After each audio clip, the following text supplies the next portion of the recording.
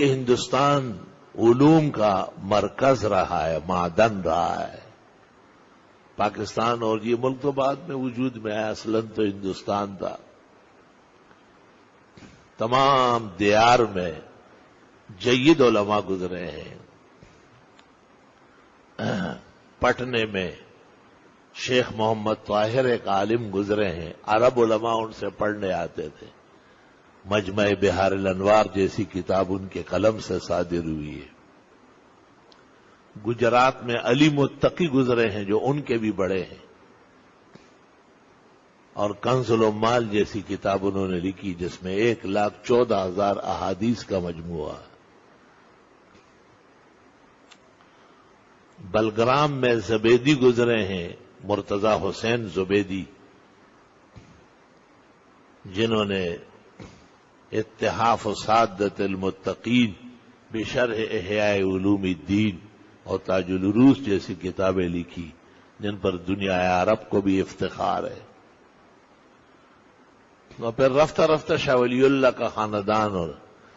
محدثین دہلی وہ نمودار ہوئے، اور انہوں نے پورے عالم میں بچا کچا جو نقصان تھا، وہ کمی تھی، وہ باکمل طریقے پوری کی. فجزاهم اللہ عنا وعن هذا الدین احسن الجزاء. دو تحریکیں تھی، ایک ولایت کی، اس میں بھی علم اساس تھا. اس کے بڑے تھے شیخ احمد سرہندی مجدد الف ثانی. 1000 سال بعد ایک ایسا شخص آیا تھا جو سنتوں کو زندہ کرتا تھا اور بدعت اور شرک کے خلاف علم اٹھاتا تھا، جھنڈا اٹھاتا تھا، جس نے جہانگیر کی جہانگیری کو ہلا کے رکھ دیا، اور اکبر کی جو ناسوتی اور طاغوت زہریلے اثرات تھے خاندان مغلیہ سے، اس کو نکال دیا، اور زنجیر عدل لٹکانے پر جہانگیر کو مجبور کیا، اور اس خاندان میں اورنگزیب عالمگیر جیسے حافظ قرآن و حافظ الحدیث پیدا ہوئے جن کی نظیر دنیا عرب میں بھی صحابہ کے بعد موجود نہیں. اور شاہ ولی اللہ کا خاندان دہلی کے علماء، دہلی کے محدثین، انہوں نے تفسیریں بھی لکھی اور احادیث پہ ایسا پڑھایا کہ نیل کے ساحل سے لے کر تا بخاک کاشغر سارا جہان ان سے پڑھنے آتا تھا. پھر اس ولایت مستحکمہ اور علم راسخہ، ان دونوں کی ضرورت تھی امت کو، اسے دونوں کو یکجا کر کے دارالعلوم دیوبند کی بنیاد رکھی گئی. اور دارالعلوم دیوبند ایک طرف تو سنت کا احیاء اور شرک کی اماطت، توحید کا احیاء اور تمام قسم کی سنتوں کے احیاء اس میں سربراہ رہا. دوسری طرف ایسے پختہ کار علماء پیدا کیے کہ قرون اولیٰ کی یاد تازی ہو گئی، اور ان میں رشید احمد گنگوئی اور قاسم نانوتوی، شیخ الہند محمود الحسن اور امام الحسن انور شاہ اور شیخ الاسلام حضرت مدنی جیسے اکابر محدثین پیدا ہوئے جنہوں نے امام بخاری اور امام مسلم، نسائی اور ترمذی کی سطوت اور عظمت بجا طور پر منوایا اور دنیا کو دکھایا کہ ایسے علماء واقعی ہو سکتے. پھر ان سے جو چشمے پھوٹے اور نہریں چل پڑی اور دریا موجزن ہوئے،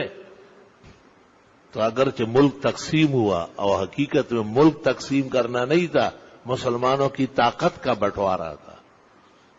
ان کے زور اور جلال اور ان کی عالمیت اور آفاقیت کو پارا پارا کرنا تھا. آخری سازش تھی انگریز کی،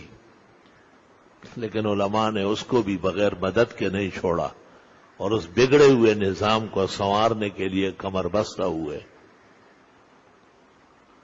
اور پاکستان میں ایسے مدارس قائم ہوئے کہ الحمدللہ دارالعلوم دیوبند بوجودہ و بعلمہ و عملہ و استحکامہ و طول بائہ ان میں صاف نظر آ رہا ہے. شدید اختلاف کے باوجود جب پاکستان وجود میں آیا اور تمام علماء دارالعلوم دیوبند کے فضلاء تھے، اور شیخ الاسلام شیخ العرب والعجم مولانا حسین احمد مدنی کے شاگردوں کی تعداد زیادہ تھی، تو شیخ الاسلام خود پاکستان آئے اور انہوں نے لاہور میں اور پشاور میں اور کئی مقامات پر علماء کو خطاب کیا اور ان سے کہا کہ ایک مسجد جب بنتی ہے تو اختلاف ہو سکتا ہے کہ یہاں بنے یا وہاں بنے، لیکن جب وہ بن جائے تو پھر اختلاف نہیں ہوتا، پھر اس کے تقدس اور اس کی بزرگی اور اس کی طہارت اور ضرورت کو ماننا پڑتا ہے۔ فرمایا وہ جو اختلاف تھا وہ اپنی جگہ ختم ہو گیا، اب تم پر پاکستان کے چپے چپے کی حفاظت فرض ہے۔ حب الوطن من الایمان، کسی عقل مند کا مقولہ ہے کہ اپنے وطن سے محبت کرنا بھی ایمان کا تقاضا ہے۔ اب اسے آباد رکھنا، اسے شاد رکھنا، اس کو ترقی دینا، اس کے دشمنوں کو پسپا کرنا، اس کے خلاف سازشوں کو ناکام کرنا اور اس کو فتنوں سے بچانا، یہ جس طرح آرمی اور فوج کا فرض ہے اس سے بڑھ کر علماء دین کا فرض ہے، کیونکہ روح اور ایمان، عقیدہ اور اس کے اساس، دین اور دین کی عظمتیں وہ علماء کے ذریعے پہچانی جاتی ہے۔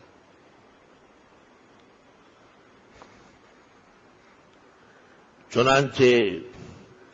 ضیاء الحق دور کا جائزہ لیا گیا ہے۔ 17,500 مدارس بچے کچے پاکستان میں دیوبندی مکتبہ فکر کے چاروں صوبوں میں آباد ہوئے، باقی جتنے ہیں وہ 2000 تک بھی نہیں پہنچ رہے، کیونکہ ان کا نظام جو پیچھے سے تھا وہ قوی تھا، ان کو ہدایات بر وقت دی گئی تھی اور انہیں دیوبند میں آخری حدیث پڑھاتے وقت سمجھا دیا گیا تھا کہ اس علم کو آگے چلانا ہے، اس کو زندہ رکھنا ہے اور اس کو دفنانا نہیں ہے، خود دفن ہو جاؤ لیکن علم کو بلند رکھو۔ جب شیخ کامل ہو اور اس کی تربیت و تعلیم ناصحانہ ہو اور اساسی ہو تو بہت دور تک اس کے آثار مبارکہ نظر آتے ہیں۔ چنانچہ محدث العالم حضرت الاستاذ مولانا محمد یوسف بنوری نے کراچی کو اور مفتی اعظم پاکستان مولانا مفتی شفیع نے کراچی کو مقر بنایا، اور شیخ الاسلام کے مایہ شاگرد شیخ الحدیث مولانا عبدالحق صاحب اکوڑا خٹک نے اکوڑا خٹک میں دارالعلوم حقانیہ اور شیخ التفسیر اور شیخ الجامعہ مولانا باچا گل بخاری نے جامعہ اسلامیہ اکوڑا خٹک قائم کیا،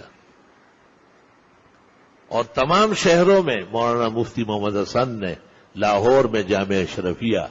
شیخ القرآن مولانا غلام اللہ خان نے تعلیم القرآن راولپنڈی، محقق الاسر امام اہل سنت مولانا سرفراز خان نے گجرانوالہ میں نصرت العلوم، اور ما من بلد الا ظہر فیہ علماء والاولیاء، ہر جگہ اللہ تعالیٰ نے دین کو سربلند رکھنے کے لیے علماء کرام پیدا کیے اور انہیں ہمت دی اور قوم نے ان کا ساتھ دیا، اور حقیقت میں قوم کا شرف ہے، مسلمانوں کی بہت بڑی سعادت ہے کہ ان کے سر پر علماء کی رہنمائی موجود ہے۔ اس لیے آج داڑیوں کی کثرت پہلے سے زیادہ ہے، آج نمازی سب سے زیادہ ہے، آج مساجد الحمدللہ اللہ اور بڑا ہے، بے حساب لا تعداد قائم ہو چکی ہے، اور اس درمیان دینی کتب کا جو تسلسل رہا ہے، جو ازدحام رہا ہے، ہر زندقت الحاد اور ملحدانہ اور بے دینی کے روش کا ڈٹ کر مقابلہ کیا گیا ہے۔ مؤذنین کیسے حسین پیدا ہوئے، خطباء کیسے لاجواب آئے، مناظرین سربکف فاتح سب کے سامنے، اور مدرسین کا پورا مسالہ تیار ہو گیا۔ ہر علم اور فن کو کمال کے ساتھ پڑھایا جاتا ہے، اس کو مدرسہ کہتے ہیں، اس کو دارالعلوم کہتے ہیں، اس کو جامعہ کہتے ہیں۔ درس تو علماء ہمیشہ دیتے چلے آئے، لیکن ان میں ترتیب نہیں ہوتی تھی، ضابطہ نہیں ہوتا تھا، جو آیا اور جہاں سے چاہا پڑھا لیا۔ عالم لوگ مہربان کرم نواز ہے، لیکن دارالعلوم دیوبند کی بہترین تعلیم،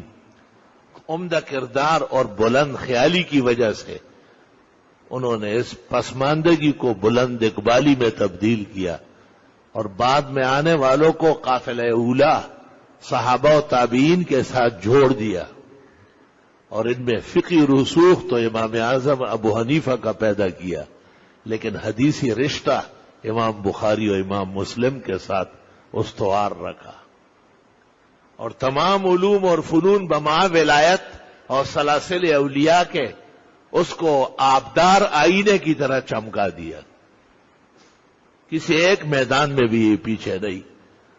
دوسری طرف ان کے ذمے مغلوں کی اسلامی حکومت جو انگریز نے تس نس کی تھی، انگریز سے اس کا بدلہ لینا تھا، اس کو تب چھوڑا کہ ہندوستان چھوڑنے پر مجبور کر لیا۔ الحمدللہ آج کوئی ہندو ہے یا سکھ، ڈوگرا ہے یا گوتڑا، مومن ہے یا مسلم، عالم ہے یا عوام، سب کو انگریز دشمنی کا احساس ہے۔ انہیں یہ پتہ ہے کہ انگریز کسی طرح ہمارا خیر خواہ نہیں، وہ 170 سال تک ہم پر غاصب اور قابض رہا ہے۔ مسلمانوں کے و انسانوں کے ریشے ریشے میں، خون کے مادوں میں جس طرح اللہ کی محبت، دین کی عظمت، اللہ کی وحدانیت، سنت کی قدر و منزلت، شرک اور بدعت کی نفرت ڈالی گئی ہے، اس طرح خدا کے دشمنوں کی بھی نفرت کی پوری پرچار کی گئی ہے کہ ان کے ظالمانہ جال میں کوئی پس کر گرفتار نہ ہو جائے۔ والحمدللہ علی ھذا۔ یہ میں نے آپ کو ایک طویل داستان کی ایک جھلک دکھائی،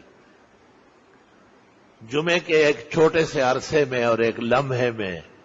وہ تاریخ جس پر 700 سال گزرے، اس کی جھلکیاں کہاں دکھائی جا سکتی؟ وہ علوم اور مدارس، وہ علماء اور اولیاء، وہ صلحاء اور طلباء، وہ سچا جہاد اور مجاہدین جس نے انگریز جیسے خونخوار بھیڑیے کو، انسانیت کے بدترین دشمن کو بوری بستر باندھ کے واپس جانے پر مجبور کیا، وہ مجھ عاجز اور فقیر جیسے کمزور کہاں جمعے کے ان لمحات میں آپ کے سامنے رکھا۔